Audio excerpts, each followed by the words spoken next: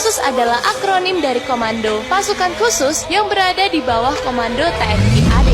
Dengan moto berani, benar, berhasil, Kopassus mempunyai tugas untuk menghancurkan logistik musuh, anti-teror, operasi intelijen khusus, menumpas pemberontakan, dan masih banyak lagi. Beberapa tugas yang pernah dilakukan oleh Kopassus antara lain penumpasan DITII, Operasi Trikora, dan pembebasan sandera dari perampok Somalia. Karena memakai baret merah di kepala, Kopassus sering juga disebut pasukan baret merah. Karena membutuhkan kemampuan tinggi untuk menjadi pasukan elit ini, seleksi dan latihannya juga gila-gilaan.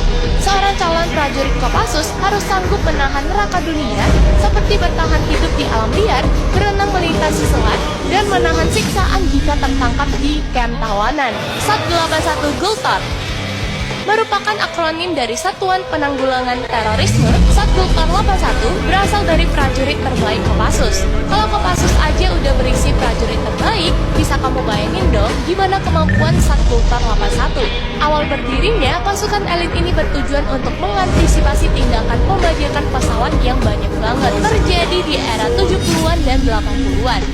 Komandan pertama Sat Gultor adalah Mayor INF Luhut Binsar Panjaitan, dibantu wakilnya Prabowo Subianto.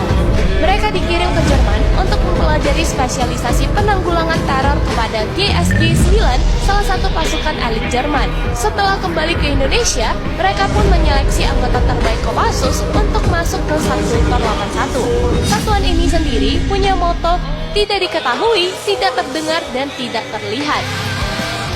Dan Bravo, Detasemen Bravo 90. TNI AU juga punya pasukan elit loh, yaitu Den Bravo 90. Korps ini terbentuk dari anggota pasukan khusus AU yang sudah diseleksi ketat. Meskipun pasukan ini terbilang muda karena baru didirikan tahun 1990, kemampuan mereka tidak bisa dianggap remeh. Dan Bravo mempunyai tugas melakukan infiltrasi di instalasi udara musuh, melakukan sabotase, dan juga aksi memata-matai. Kemampuan Dan Bravo semakin diakui karena menggunakan alutsista terbaik TNI AU, Anti-Fleet Battalion Intai Amfibi. Pasukan khusus TNI AD udah, TNI AU juga udah. Sekarang kita bahas ya pasukan khusus dari TNI AL, yaitu Batalion Intai Amfibi atau yang sering disingkat Yontai-FIB. Untuk bisa bergabung dengan kesatuan ini, seorang prajurit harus mempunyai daya tahan tubuh yang tangguh, sanggup menembus gelombang lautan ganas, dan lihai memakai berbagai jenis senjata. Salah satu latihannya adalah, calon anggota harus bisa berenang sejauh 3 km dalam kondisi kaki dan tangan terikat.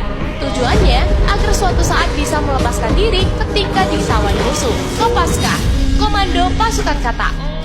Selain Yontai-FIB, TNI AL juga mempunyai pasukan elit lainnya, yaitu Kopaska.